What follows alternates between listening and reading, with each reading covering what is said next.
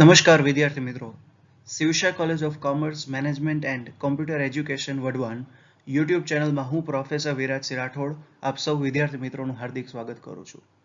Production analysis યુનિટમાં last વિડીયોમાં આપણે આઇઝોકોન કર્વ વિશે ડિસ્કશન કર્યું હતું. આજના વિડીયોમાં આપણે આઇઝો કોસ્ટ કર્વ વિશે જોઈએ. તો ચલો વિદ્યાર્થી મિત્રો શરૂ કરીએ આજનો વિડીયો. તો students Eizo cost કર્વમાં first paragraph છે. The production function indicates the alternative combination of various factors of production which can produce a given output. કે જે પ્રોડક્શન ફંક્શન છે એ શું ઇન્ડિકેટ કરે છે કે જે વેરિયસ ફેક્ટર્સ ઓફ પ્રોડક્શન છે એનું અલ્ટરનેટિવ કોમ્બિનેશન કે જેનાથી આઉટપુટ જે છે જેટલા નંબર્સ ઓફ આઉટપુટ જે છે એ પ્રોડ્યુસ થાય છે.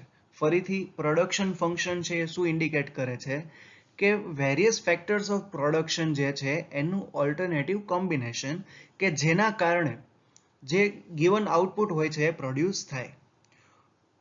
Of these, an entrepreneur would like to choose that combination of input factor which cost him the least.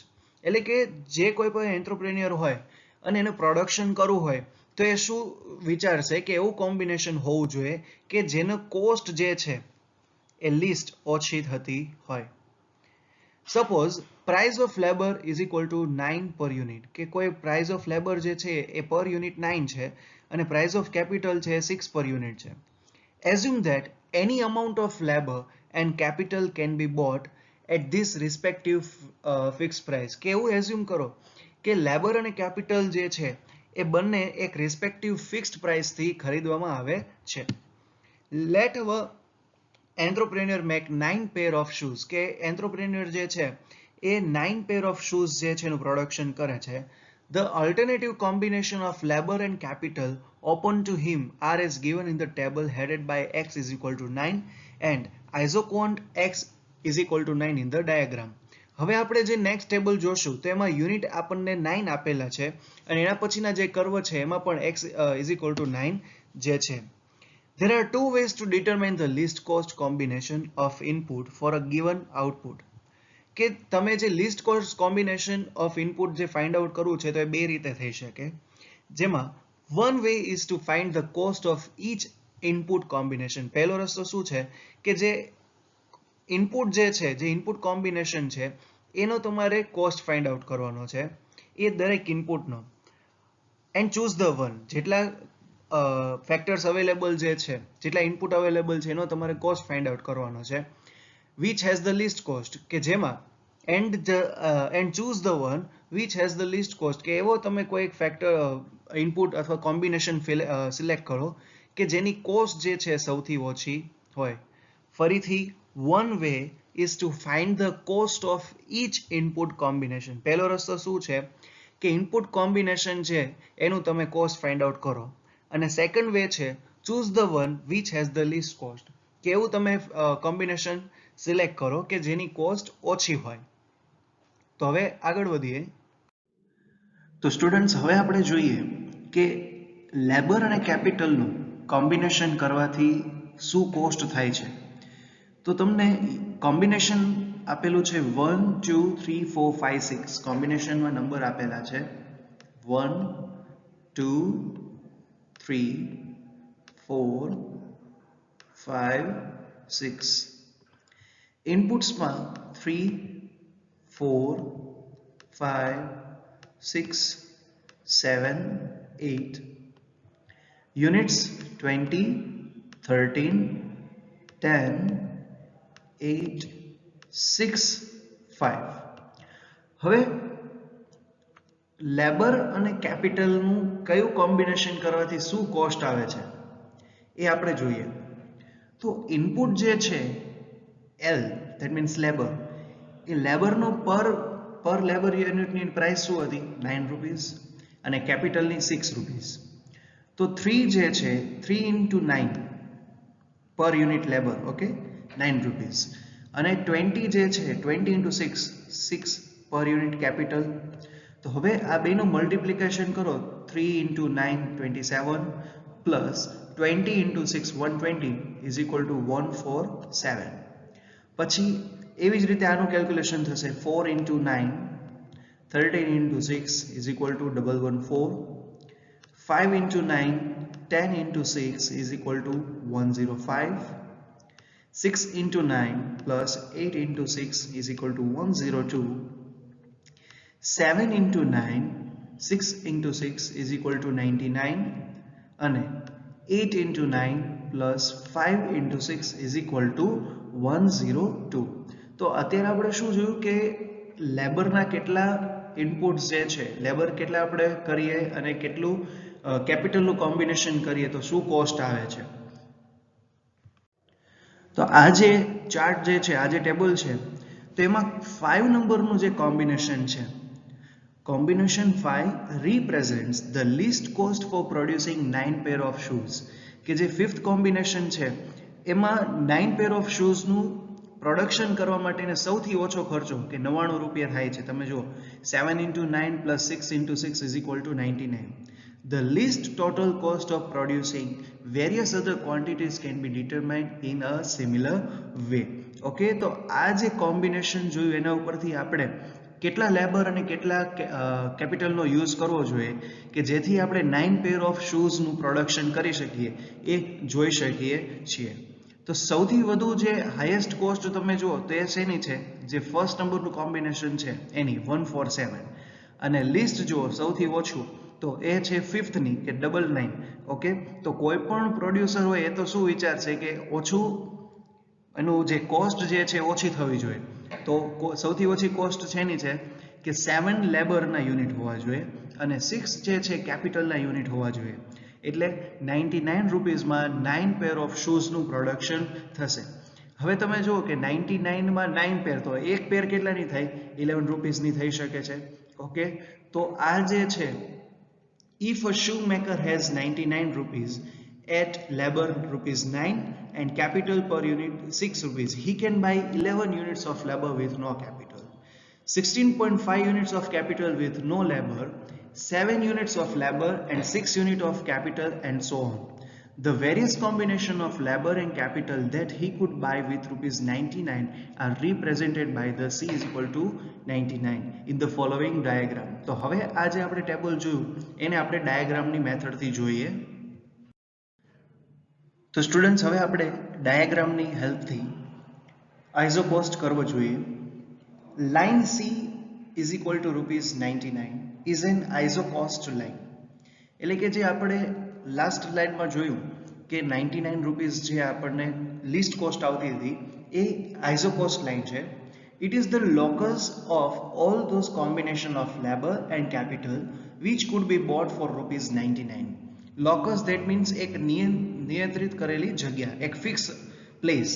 So it is the locus of all those combination of labor and capital which could be bought for rupees 99. એટલે કે જે 99 rupees જે છે એ labour અને કેપિટલનું જે combination કરેલું હતું તો એ બેનું એક ફિક્સ પ્લેસ છે કે જેનું વેલ્યુએશન શું આવે છે, 99 rupees.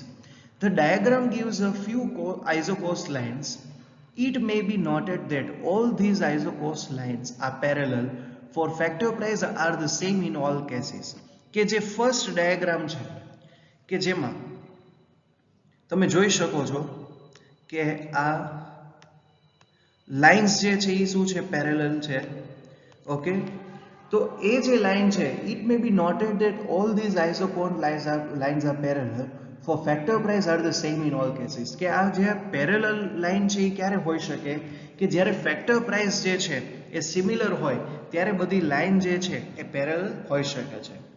In order to determine the least cost input combination or the maximum output for a given cost, we have to understand the following diagram. તો આ જે ફર્સ્ટ ડાયાગ્રામ છે કે જેમાં યુનિટ્સ ઓફ લેબર ને 0, 5, 10 જે આ પેરેલલ લાઇન છે, તો એ પેરેલલ લાઇન્સ ક્યારે હોઈ શકે છે કે જ્યારે ફેક્ટરની પ્રાઇસ જે છે એ સેમ હોય ત્યારે જે યુનિટ્સ ઓફ લેબર અને કોમ્બિનેશન કેપિટલનું જે કોમ્બિનેશન કરવામાં આવે છે તો આઈઝો કોસ્ટ લાઇન જે છે એ સિમિલર હોય છે.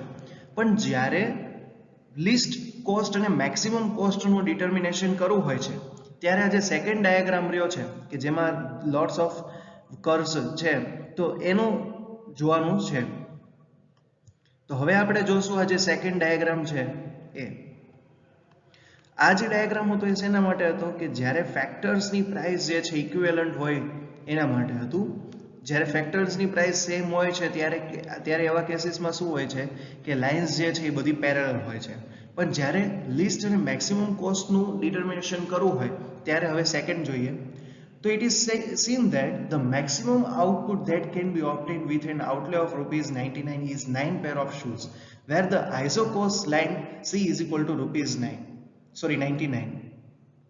તો આપણે હમણાં લાસ્ટ ટેબલમાં જોયું હતું કે જે મેક્સિમમ આઉટપુટ જે છે તો એ શું છે 9 પેર ઓફ શૂઝનું, અને એની આઈઝો કોસ્ટ લાઇન છે એ શું છે ₹99. ₹99 is the least cost of producing 9 pair of shoes, and the least cost combination of input for this output is 7 units of labor and 6 unit of capital. કે જે 99 જે rupees આવેલા છે એ 99 rupees કેવી રીતે આવેલા છે કે જેમાં આપણે 7 યુનિટ્સ લેબરના લીધા હતા અને 6 યુનિટ્સ જે છે એ કેપિટલના લીધા હતા. Any other input combination on isocon x is equal to 9 will have a cost higher than ₹99. For example, input combination at point C1 and C2 would cost ₹105 and 102 respectively. આપણે જે last સ્લાઇડમાં જોયું હતું કે C1 અને C2 જે છે એનું કોમ્બિનેશન શું હતું કે એકનો પ્રાઇસ હતું એકની કોસ્ટ હતી 105 અને 102. Similarly, the least cost input combination for output levels 2, 5, 12, 14 are given by points A, B, D and E respectively in the diagram. કે તમે ડાયાગ્રામમાં જોઈ શકો છો કે જે લીસ્ટ કોસ્ટ ઇનપુટ કોમ્બિનેશન જે છે તે 2, 5, 12 and 14 are given by point A, B, D, E. તમે જોઈ શકો છો કે A, B, D અને E જે છે ત્યાં 2, 5, 12 અને 14 જેમ છે એ આઉટપુટ લેવલ્સ આપેલા છે. Thus, the line ABCDE represents the least cost combination of input for different level of output. It denotes the expansion path and is called the scale line. કે તમે જે મિડલ જે આ જે સ્ટ્રેટ લાઇન જે છે ABCDE એ output લેવલની line જે છે એ મેન્શન કરે છે અને એને સ્કેલ લાઇન તરીકે ઓળખવામાં આવે છે. તો હવે નેક્સ્ટ જોઈએ. તો હવે આપણે જોઈએ economies and diseconomies of scale. By the scale of enterprise or a size of the plant, the amount of investment in relatively in fixed factor of production can be determined. Costs of productions are generally lower in large plants than in smaller ones. This is so because of a number of economies of large scale production. તો એ જે point છે એમાં શું કીધું છે by the scale of enterprise, કે જે કોઈ પણ એન્ટરપ્રાઇઝ છે એ લાર્જ સ્કેલ છે કે સ્મોલ સ્કેલ છે, ઓર અ સાઇઝ ઓફ ધ પ્લાન્ટ કે જે પ્લાન્ટ છે એની સાઇઝ શું છે. The amount of investment in relatively fixed factor of production can be determined. કે ફિક્સ ફેક્ટર્સ જે છે ફેક્ટર ઓફ પ્રોડક્શન જે છે એમાં કેટલું ઇન્વેસ્ટમેન્ટ કરવું એની અમાઉન્ટ જે છે એ ડિટરમાઇન થઈ શકે છે. Cost of production are generally lower in large plants than in smaller ones. કે cost of production જે છે એ લાર્જ પ્લાન્ટ્સમાં શું હોય છે ઓછા હોય છે in comparison to smaller ones. This is so because of a number of economies of a large scale production. Second point is when the firms expand their size of production, they secure some advantage or economies of production which are collectively known as internal and external economies. When the firm expand their size of production, કે જ્યારે firm જે છે એની પ્રોડક્શનની size જે છે એમાં વધારો કરે છે એક્સપાન્ડ કરે છે ત્યારે they secure some advantage, એના જે એડવાન્ટેજ છે સિક્યોર કરે છે, or economies of production which are collectively કે જે એડવાન્ટેજીસ અથવા ઇકોનોમિક ઓફ પ્રોડક્શન જે છે એ ઇન્ટરનલ ઓર એક્સટર્નલ ઇકોનોમિક્સ તરીકે ઓળખાય છે. Internal and external are those which are special to each firm. કે ઇન્ટરનલ અને એક્સટર્નલ જે છે એ બધા ફર્મ માટે સ્પેશિયલ છે. They depend solely upon the size of the firm and will be different for different firms. કે આ જે ઇન્ટરનલ અને એક્સટર્નલ ઇકોનોમિક્સ જે છે એ ફર્મની સાઇઝ ઉપર ડિપેન્ડ કરે છે અને એ ડિફરન્ટ ફર્મ માટે ડિફરન્ટ એનું હોય છે. Let us discuss both the economics. હવે આપણે જે ઇન્ટરનલ અને એક્સટર્નલ ઇકોનોમિક્સ જે છે એની ચર્ચા કરીએ. તો સૌથી પહેલા આપણે જોઈએ ઇન્ટરનલ ઇકોનોમિક્સ વિશે. A large firm gets the advantages of indivisibilities and specialization. These two factors lead to certain economies of elements of cost reduction. Internal economies may be divided into technical economies, managerial economies, marketing economies, financial economies and risk economies. કે જે large firm હોય છે એને ઇનડિવિઝિબિલિટી અને સ્પેશિયલાઇઝેશનનો લાભ મળે છે અને આ જે બે ફેક્ટર છે એ બે ફેક્ટરને કારણે જે કોસ્ટ જે છે એમાં રિડક્શન આવે છે. તો હવે ઇન્ટરનલ ઇકોનોમિક્સ જે છે એમાં શેનો સમાવેશ થાય છે તો ટેકનિકલ, મેનેજરિયલ, માર્કેટિંગ, ફાઇનાન્શિયલ અને રિસ્ક ઇકોનોમિક્સનો. તો લાઇન બાય લાઇન આપણે સૌથી પહેલા જોઈએ ટેકનિકલ ઇકોનોમિક્સ વિશે. The large firm will be able to install and operate large, more up-to-date and expensive machinery, while a small firm cannot afford an expensive machinery. એટલે કે જે large firm હોય છે એ જે મોંઘા જે મશીન આવતા હોય છે, જે એક્સપેન્સિવ મશીનરી છે એને અફોર્ડ કરી શકે છે, જ્યારે સ્મોલ જે સ્કેલની ઇન્ડસ્ટ્રીઝ હોય છે, સ્મોલ ફર્મ હોય છે એને અફોર્ડ કરી શકતા નથી. Up-to-date and efficient machinery will help the large firm to produce more at comparative low cost. કે જે એફિશિયન્ટ મશીનરી હોય છે તો એ લાર્જ ફર્મને હેલ્પફુલ થાય છે કારણ કે એમાં જે બલ્કમાં એનું પ્રોડક્શન થાય છે અને એની કોસ્ટ જે છે એ પણ ઓછી હોય છે. Expensive machinery are also responsible for better quality of things. Expensive machinery હોય છે તો જેનું પ્રોડક્શન કરવામાં આવે છે એની ક્વોલિટી જે છે એ પણ સારી હોય છે. A large producer can have a specialized machinery for each type of job and also can have his own repairing arrangements. કે જે લાર્જ પ્રોડ્યુસર હોય છે એને સ્પેશિયલાઇઝ્ડ મશીનરી હોય છે, દરેક કામ માટે સ્પેશિયલાઇઝ્ડ મશીન હોય છે અને એને રિપેરિંગ માટે પણ એને એરેન્જમેન્ટ કરેલું હોય છે. A large firm will be able to use the waste and byproducts. કે લાર્જ ફર્મ જે છે એ વેસ્ટ અને બાય પ્રોડક્ટ્સ છે એનો પણ સારી રીતે ઉપયોગ કરે છે. Thus, a large unit can be reduce its cost of production. કે લાર્જ યુનિટ જે છે એનું કોસ્ટ ઓફ પ્રોડક્શન છે એ ટેકનિકલી ડેવલપ હોવાને લીધે એમાં રિડક્શન કરી શકે છે. પછી આપણે જોઈએ managerial economics. Managerial economics arise from efficient and specialized management. In a small firm, the manager will have to perform a number of functions like checking accounts, buying raw materials, selling furnished goods, supervising production, looking after labor, etc. કે જે small ફર્મમાં જે manager હોય છે તો એને ઘણા બધા functions જે ઘણા બધા કાર્ય કરવા પડતા હોય છે કે અકાઉન્ટનું ચેકિંગ કરવું, રો મટીરિયલ્સ ખરીદવા, ફર્નિશ્ડ જે સેલિંગ ફર્નિશ્ડ ગુડ્સ જે છે એનું સેલિંગ કરવું, પછી સુપરવાઇઝિંગ પ્રોડક્શન જે છે એનું સુપરવિઝન કરવું, લુકિંગ આફ્ટર લેબર જે લેબર છે એનું ધ્યાન રાખવું. જ્યારે લાર્જ એન્ટરપ્રાઇઝ હોય તો there is not one manager, ત્યાં એક મેનેજર નથી હોતા, but a number of departmental managers કે ડિપાર્ટમેન્ટ જેટલા હોય એટલા મેનેજર હોય છે. જેમ કે પ્રોડક્શન મેનેજર હોય, અકાઉન્ટ મેનેજર હોય, સેલ્સ મેનેજર હોય, પર્સનલ મેનેજર હોય. To look after the workers, personal manager શેના માટે હોય કે જે વર્કર્સ હોય છે, લેબરર્સ હોય છે એનું ધ્યાન રાખવા માટે. All of them, there is a general manager for the purpose of general supervision and coordination. આ ઉપરાંત જે ડિપાર્ટમેન્ટલ મેનેજર તો છે પણ એ સિવાય એમાં એક જનરલ મેનેજર હોય છે કે જે જનરલ સુપરવિઝન અને કોઓર્ડિનેશનનું કામ કરે છે. Apart from the advantages of specialized management, large scale firms can secure advantages through economizing labor. પછી થર્ડ આપણે જોઈએ marketing economics.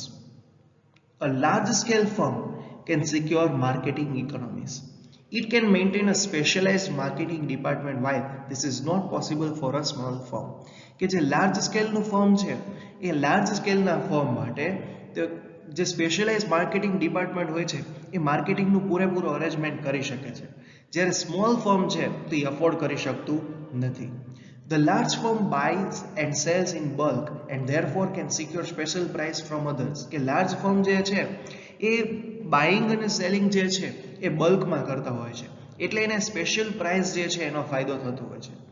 Moreover, a large unit can give up the service of middlemen such as wholesaler and retailers and sell directly. કે large સ્કેલનું જે firm જે છે એ જેમ કે wholesaler, middleman જે છે એમના ચાર્જીસ ઘટાડે છે અને ડાયરેક્ટ સેલિંગ કરે છે. Further, a large firm can afford to have its own transport system and thus avoids its dependence on other firms. કે લાર્જ સ્કેલને એના પોતાના ટ્રાન્સપોર્ટ સર્વિસ હોય છે તો ટ્રાન્સપોર્ટ સિસ્ટમ હોવાને કારણે એને બીજા કોઈ ફર્મ ઉપર ડિપેન્ડ રહેવું પડતું નથી. એટલે આવી રીતે જે લાર્જ ફર્મ છે એ એડવાન્ટેજીસ લઈ શકે છે એડવર્ટાઇઝમેન્ટનો અને રિસર્ચનો. પછી આપણે જોઈએ financial economics. A large firm may secure financial economies, that is advantages in getting finance. Large firm જે છે એને મોટા પ્રમાણમાં જ્યારે ફાઇનાન્સ જોતું હોય છે તો એ મળી શકે છે. A large firm can secure funds either by borrowing from banks and other financial institutions or through share and bonds. કે જ્યારે લાર્જ સ્કેલને પૈસાની જરૂર હોય તો એ બેંક પાસેથી લોન લઈને કે બીજી કોઈ ફાઇનાન્શિયલ ઇન્સ્ટિટ્યુશન હોય અથવા તો શેર અને બોન્ડ્સ જે છે એના થ્રુ પૈસા બોરો કરી શકે છે. The share and bonds are sold to the general public. જે શેર્સ અને બોન્ડ્સ હોય છે એ જનરલ પબ્લિકને સેલ આઉટ કરવામાં આવે છે. You can secure plenty of funds at lower rates of interest. પછી આપણે જોઈએ risk economics. A large firm also enjoy risk economics. There are all type of risk for every business. કોઈ પણ business છે તેમાં રિસ્ક ફેક્ટર રહેલું જ હોય છે. જેમ રિસ્ક વધુ હશે એમ પ્રોફિટ પણ વધુ રહેવાનો. These risks may arise because of changes in demand or other general causes. કે જે રિસ્ક જે છે શેના કારણે થાય છે કે કદાચ ડિમાન્ડ જે છે એમાં ચેન્જીસ આવી શકતા હોય, જે સામાન્ય કારણોસર જનરલ પર્પઝને લીધે જે ડિમાન્ડમાં ચેન્જીસ આવે છે તો એના લીધે રિસ્ક અરાઇઝ થાય છે. Sometimes there may be a general decline in demand or general decline in income and employment. ઘણી બધી વખત શું થતું હોય છે કે જે ડિમાન્ડ હોય છે અથવા તો ઇન્કમ અને એમ્પ્લોયમેન્ટ જે છે એમાં પણ ઘટાડો આવે છે. A small firm will lose heavily because of a depression and be forced to go out of business. જો સ્મોલ ફર્મમાં એની જે કહેવાય કે ડિમાન્ડ છે એમાં ઘટાડો થશે તો પછી એવું પણ બની શકે છે કે સ્મોલ ફર્મને એનો બિઝનેસ જે છે એ ક્લોઝ કરવો પડે છે. તો હવે ઇન્ટરનલ ઇકોનોમિક્સ જોયા પછી હવે આપણે જોઈએ external economics. When the industry grows, all the firm in that area secure a number of advantages which are known as external economies. કે જ્યારે ઇન્ડસ્ટ્રીનો ગ્રોથ થાય છે ત્યારે ગ્રોથ થવાને કારણે ઘણા બધા જે એરિયાઝ હોય છે સિક્યોર થઈ જાય છે. તો એ જે નંબર ઓફ એડવાન્ટેજીસ જે છે એને એક્સટર્નલ ઇકોનોમિક્સ તરીકે ઓળખવામાં આવે છે. They refer to the several method of cost reduction which can be described as the function of growth. કે ઘણી બધી મેથડ હોય છે કે જેનાથી કોસ્ટ રિડક્શન થઈ શકે છે, પણ એ ક્યારે થઈ શકે છે જ્યારે ઇન્ડસ્ટ્રીમાં ગ્રોથ થાય ત્યારે. All firms participate in this benefits. કે બધા જ ફર્મ જે છે એ આ બેનિફિટમાં આ જે બેનિફિટ્સ બધા હોય છે એમાં પાર્ટિસિપેટ થાય છે. It is possible that economies which are internal to one firm may be regarded as external to other firm in the same industry. કે ઘણી બધી વખત એવી શક્યતા રહેલી છે કે જે ફર્મ માટે એ ઇન્ટરનલ ઇકોનોમી હોય છે તો એ જ જે ઇકોનોમી જે છે એ બીજા ફર્મ માટે એક્સટર્નલ હોઈ શકે છે.